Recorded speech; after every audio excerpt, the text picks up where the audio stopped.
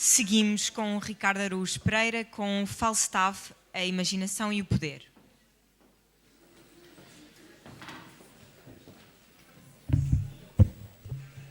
Boa noite.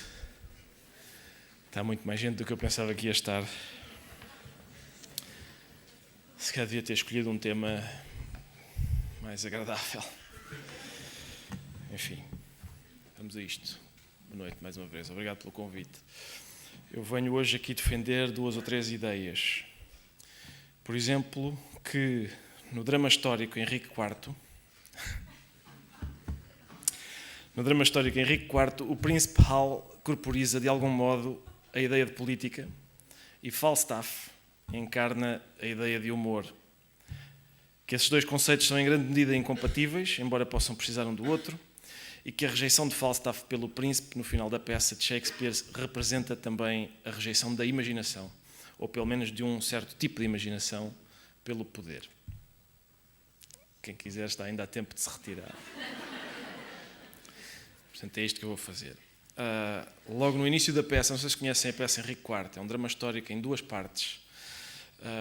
E a parte da peça que me interessa mais, desculpem sair do texto, mas já agora, a parte da peça que me interessa mais não tem a ver com o Henrique IV, tem a ver com o seu filho, que é o príncipe Hal, ou Harry, e com uma outra personagem, que talvez a personagem mais famosa da história da comédia, que se chama Falstaff, que é um gordo, gatuno, burlão, glutão, devasso, tem, enfim, todos os defeitos e mesmo assim a gente simpatiza com ele.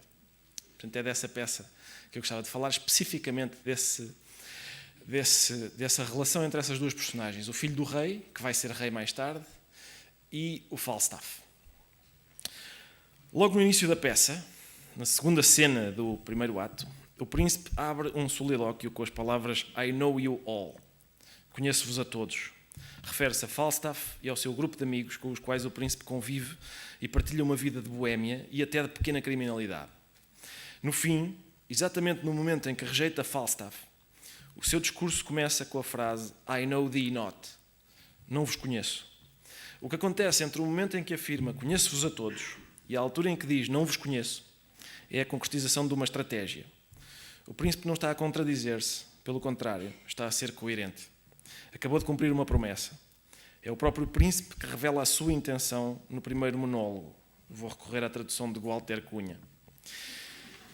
Cito: conheço-vos a todos. Isto é o primeiro, ou seja, é o primeiro monólogo do príncipe na peça. Ele acabou de estar com Falstaff e os seus amigos, que, como eu disse, é um grupo de gente pouco recomendável. Boémios, bandidos, etc. Depois de estar com eles, o príncipe sai e fala sozinho. E o que ele diz é o seguinte: conheço-vos a todos, cá está, I know you all. Sei bem quem sois e por enquanto amparo os humores sem freio da vossa ociosidade. Mas nos meus atos hei de imitar o sol quando permite que as nuvens peçonhentas ao mundo ocultem toda a sua beleza, para que ele, sentida a sua falta, reapareça, e seja então maior o espanto por irromper das feias e nojentas brumas de vapores que o pareciam sufocar. Se todo o ano fosse feito de feriados, cansava o folguedo o mesmo que a labuta. Boa ideia, verdadeira. Mas como são raros os feriados, então são desejados, já que nada agrada senão o que é fugaz. Quando eu me despir desta imoral conduta e pagar a dívida nunca prometida, porquanto melhor sou do que a minha palavra, tanto mais valerei do que de mim esperam. E como metal brilhante em fundo escuro, a minha emenda, a luzir sobre o meu erro, surgirá mais vistosa, mais atenção terá-se comparada com a que não tem contraste. Ao ofender, farei da ofensa engenho, e hei de remir o tempo quando ninguém esperar. Fim de citação. A estratégia é clara e astuta. O príncipe junta-se agora a Falstaff e ao seu grupo de pândegos bandidos para que mais tarde, quando herdar o trono e se apresentar subitamente reformado, honrado e íntegro, a sua virtude, por contraste com o que ele era no passado, tenha mais brilho. Falstaff, por seu lado, também tem uma estratégia, mas não é política. É uma estratégia humorística. Parte da seguinte constatação: há uma insuperável desigualdade de forças entre nós e o mundo. O peso das coisas é demasiado difícil de suportar. Mas o mundo aparentemente sólido e inexpugnável tem uma vulnerabilidade vulnerabilidade, disse eu, talvez a única. Permite que o olhemos de mais do que uma maneira. Apontar-lhe as ambiguidades não é apenas uma artimanha, é uma pequena vingança. Umas vezes essa ambiguidade é manifesta, outras vezes é fabricada por um tipo de raciocínio astucioso e ágil que costumamos reconhecer nos burlões. Falstaff é mestre no ofício de fazer desfeitas ao mundo através dessa estranha forma de pensar que é capaz de vergar a lógica das coisas de modo a que elas sirvam o nosso conforto. Em certo ponto da primeira parte desta peça, Poins e o Príncipe Hal resolvem pregar uma partida a Falstaff. Mascarados, fazem-lhe uma emboscada durante a noite. Ele assusta-se e foge imediatamente, deixando para trás o dinheiro que tinha acabado de roubar a outros. Mais tarde, sem saber que está a falar com os seus assaltantes, ele conta a estas mesmas duas pessoas que foi atacado por um enorme grupo de bandidos que se bateu bravamente com eles, mas que ainda assim ficou sem o produto do saque. Nessa altura, Poins e Hal dizem-lhe a verdade. Eram eles os assaltantes, eram apenas dois, e ele não só não lutou, como fugiu imediatamente. E depois perguntam-lhe que artimanha terá ele para justificar aquela cobardia. Falstaff responde assim: valha-me Deus, eu reconheci-vos tão bem como quem vos fez. Ouçam cá, meus senhores, então acham que eu ia matar o herdeiro legítimo? Havia eu de me voltar contra o verdadeiro príncipe? Vós bem sabeis que eu sou tão valente como Hércules, mas respeito o instinto. O leão não toca no verdadeiro príncipe. O instinto é uma coisa muito séria. Neste caso, fui cobarde por instinto. Terei assim melhor opinião de mim e de vós para toda a vida. De mim como um valente leão, de vós como um verdadeiro príncipe. Ou seja, através de um truque, de uma mudança de perspectiva, num instante, Falstaff transforma a cobardia em brio. De facto, fugiu, mas não por o seu caráter ser desprezível, antes pelo contrário. Por ser tão nobre que reconheceu instintivamente que estava na presença do futuro rei e não poderia atacá-lo. Esta é a sua especialidade, transformar defeitos em virtudes, derrotas em vitórias, mudar as coisas sem lhes tocar, alterando apenas a maneira de olhar para elas. Ambas as estratégias, a do príncipe e a de Falstaff, têm como objetivo obter um benefício para aquele que a põe em prática. Não sei se ficou clara a estratégia do príncipe. Portanto, ele vai dar-se com aquele grupo de bandidos para que a reputação dele deixe bastante e, de repente, quando ele for rei, há uma súbita mudança no comportamento dele e aquela virtude que ele adquire espanta mais as pessoas do que se ele tivesse sido virtuoso desde o princípio. Desculpem esta pequena parte. Ambas as estratégias têm como objetivo obter um benefício para aquele que a põe em prática, mas são estratégias de natureza muito diferente. A estratégia política visa obter e reforçar o poder. A estratégia humorística é ela própria o poder. A primeira é premeditada e de longo prazo, a segunda é instintiva e esgota-se imediatamente. Ambas assentam numa forma de dissimulação, mas a estratégia do príncipe serve para enganar os outros, ao passo que a de Falstaff é um modo de enganar os outros, mas sobretudo de se enganar a si própria. A minha vida decorre de acordo com este último modelo. Conhecem certamente a música de Tom Jobim, A Felicidade. O poema de Vinícius de Moraes diz: tristeza não tem fim, felicidade sim. Toda a gente pensa que ele está a dizer que a tristeza não acaba, ao passo que a felicidade é breve e finita. Tristeza não tem fim, felicidade sim. Toda a gente pensa isso e tem, aliás, razão. Mas eu tenho a capacidade de me convencer de que ele diz outra coisa. Tristeza não tem fim, ou seja, não tem finalidade, propósito, objetivo. Não serve para nada.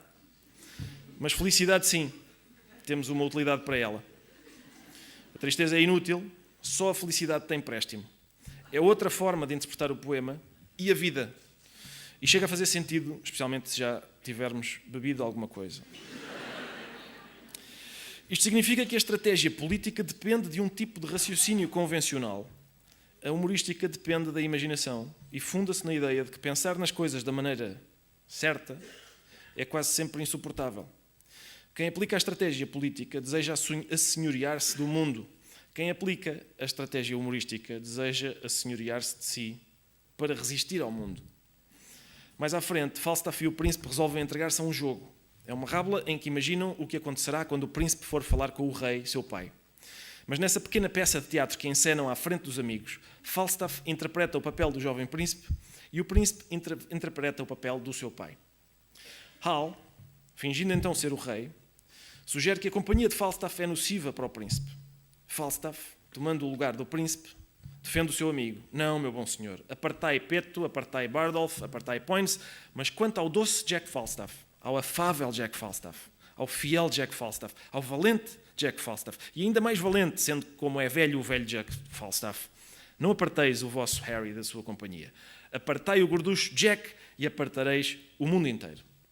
Hal responde, eu o faço, eu o farei. Quando diz esta frase, Hal já não está a imaginar que é o seu pai. Está a falar por si, a anunciar o que de facto irá fazer quando for rei. Está a cometer um delito dos mais execráveis. Fala a sério no meio de uma brincadeira. É o tipo de pessoa perigosa da qual se costuma dizer que não sabe brincar. De todos os que participam nesta rábula, entre atores e espectadores, ele é o único que abandona o mundo da imaginação. Já no fim da peça, quando rejeita Falstaff, o príncipe, agora rei, diz: não vos conheço, velho. I know thee not. Não vos conheço, velho. Como ficam mal os cabelos brancos a um bobo. São palavras que me ocorrem com cada vez mais frequência quando me vejo ao espelho. E que indicam que há qualquer coisa de infantil na ideia de imaginação, especialmente na que me interessa, que é a imaginação, digamos, humorística. Creio que é também essa inocência que o rei rejeita. Não tem tempo para ela, despreza. Não se pode dar ao luxo de a ter, porque não há dúvida, trata-se de um luxo. Mas o poder da imaginação não é o tipo de poder que lhe interessa, e é possível que tenha razão. Talvez não seja um grande poder. Talvez a imaginação não consiga obter mais do que um pequeno logro. Uma vez, no exame de História da Arte, o professor perguntou-me por Renoir. Eu só tinha estudado Manet, e então disse que um dos aspectos mais curiosos da obra de Renoir era o diálogo que ela estabelecia com os quadros de Manet.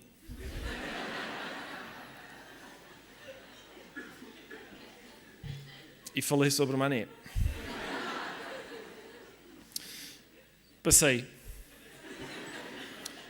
E tenho andado a fazer à vida o mesmo que fiz ao professor de História da Arte. Eu sei que esta estratégia, ao contrário da estratégia do príncipe, não me há de levar longe no mundo dos adultos. Mas eu, felizmente, não pertenço a esse mundo. Muito obrigado. Boa noite.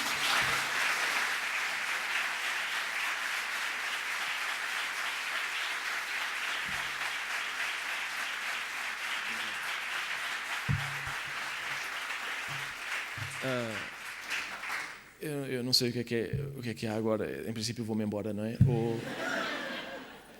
É para ir embora? Estão-me a dizer que sim. Pronto, mais uma vez, muito obrigado. Para fazer perguntas ou trocar ideias com os conferencistas, pode dirigir-se ao espaço Fórum junto ao secretariado. Pour poser vos questions et échanger avec les conférenciers, rendez-vous à l'espace Forum à côté du secrétariat.